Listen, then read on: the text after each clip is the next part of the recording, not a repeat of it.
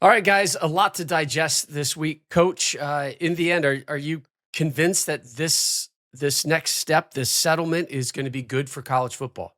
Well, we've spoken to a lot of people, most recently or in depth with the Commissioner Yormak of the Big 12 and Yeah, that's coming up Franklin. next. Um, I 40 years of being scarred of how not to uh, take charge of compliance of your people scars you. And so I think I speak on behalf of the majority of people that played and coached. Is like, wait, what? We've been signing our name every year for 40 years on we're going to be compliance or all hell's going to break loose, and it doesn't. And so I there are a couple key points that I've said over and over and over again is that subpoena power will change the game. That'll expedite. If you lie under subpoena and you put your hand up and say, if that's what they're talking about, then that's a problem. And I think the punishment should be so firm to the point you can't coach or play again. If you are subpoenaed and you lie intentionally, it's over. Your career is done. Watch what happens if that happens, Mark and Rob. It's over. I mean, everybody's going to be compliant. And then it can move on to something else that's more important than the silliness that has gone on. So I love everything I'm hearing. I really do. Am I skeptical? You're damn right I am. Anything jump out at you, Mark? Well, I think the main thing is now everyone has a set of rules and guidelines that has to level the playing field and everyone has to follow. We'll see whether like coach says if somebody doesn't follow the rules, what happens, but I think that we're in a better place right now because we kind of finally have something that everyone can agree on. Everyone has agreed, everyone has kind of went with the rules. There's a set of rules, there's a salary cap. Now, obviously you have the other kind of fact of the NIL that can contribute with this, salary cap thing. But I think the fact that we have a set of rules, a set of guidelines that everyone has to follow across the board, I think that's a good place to start. Like we said, it's not going to be perfect, but I think that's a good place for us to I start. want to clarify something real quick with you guys. That when I was a very strong proponent of the NCAA my entire career, because I understood what those people were up against. They had no subpoena power, and people lie. It was, and then every time they made a statement or a decision as far as enforcement, you know what happened, right? They got litigated and lost. Yeah. So this is not a direct hit to the NCAA. It's a direct hit on the system. Yeah.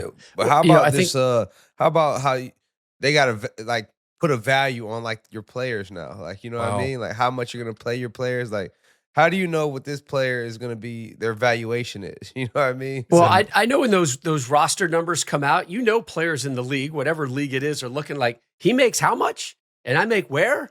That's life in any business, and you hope that doesn't carry through to the locker room. But there's going to be instances of that. But that's just like, hey man, throw me the ball more, right? Give me more touches. Two quick comments, and I know Mark will appreciate this. Is number one, can you imagine we're here in 2025? And it's right that we're here. For so long, I mean, I'm looking at a man right there, Mark Ingram, that the value he provided for that university was incredible. And I had, the amount of players I coached. I mean, throw dollar figures at Zeke and Nick Bosa and Tebow, et cetera. And coaches got paid. Athletic departments generated all this. Well, I understand it. I just can't imagine we're here. Yeah, I'm glad that the young men and women get compensated for the value that they're providing to these universities. Right. I'm glad that I just hope, rules. Mark, I hope women's sports don't go away, brother. I know you got go, daughters. Coach. My two daughters. Yep. I have four Olympic daughters, sports. man. Olympic sports are in danger, man. My both girls played college sports, and you take away college volleyball from my daughters, that's a game changer, man. Remember Wardman, who just came out and said this is one of the most lucrative athletic departments in the country. They're expecting a significant shortfall because of the money, the distribution of money, and the scholarships moving up to 105. The 5% for the quote unquote other sports, not not football, not men's and women's basketball.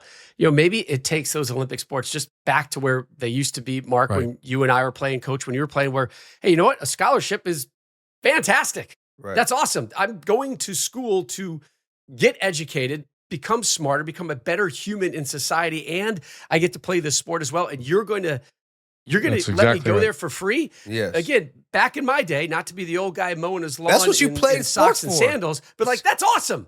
Yes. That's still a win. That's it. And That's I what think you it's played still- for. When you played to get a scholarship and go to school and get an education, right? You know, My concern isn't that, because I think that is correct. And plus they can still, the gymnast at LSU can still make all the money she wants on Instagram and all that. What I'm worried about is just for budget costs, they bang the sports. That's what I'm concerned. Agreed. what I also love, Stoner, is Yeah. how this salary cap is 20.5 right now, right? But it can grow 4% Escalators a up. year. Yep. Through 10 years, and after 3 years, they can reevaluate the percentage. And so, like, basically, you have a salary cap that's growing very similar to the NFL. So players are going to get paid more and more as the years continue to grow. So, Three final things. This is certainly good for the Power Four. yes. Let's check in with the MAC and the AAC and the Mountain West and even the Pac-12 as it tries to bring itself back up. Where do they fall into the ecosystem right They now? become the feeder system for the big boys. I mean, it's Correct. still Correct, beautiful Coach. football. MAC, I've coached there in 2 years. It was fantastic, Mark, because everybody had the same players. So it was really a coach's league. Some leagues you got the best teams are so much better than the other teams, but it's a coach. But what happens, and I've talked to, Eddie George is my boy at Bowling Green now. Bowling Green. The reality is you're going to develop a player and he's going to leave. You're double A, That's real. you're a double A or you're a triple A type team. Right now, You develop a use good the player, baseball And they're parallel. there Yep. now, and that'll be continued. Yeah. Yeah. Part two, the Big East is going to be really interesting. And this is the college basketball part of my brain. They don't have major college football, but they have major college basketball. Yes. And those numbers are going to change. It'll be very curious to see where some of these great universities in the Big East, where they start moving and fluctuating in the grand scheme of just men's and women's college basketball, because they're going to get a lion's share of those revenue numbers pushed towards their programs, because football is not going to annihilate those numbers.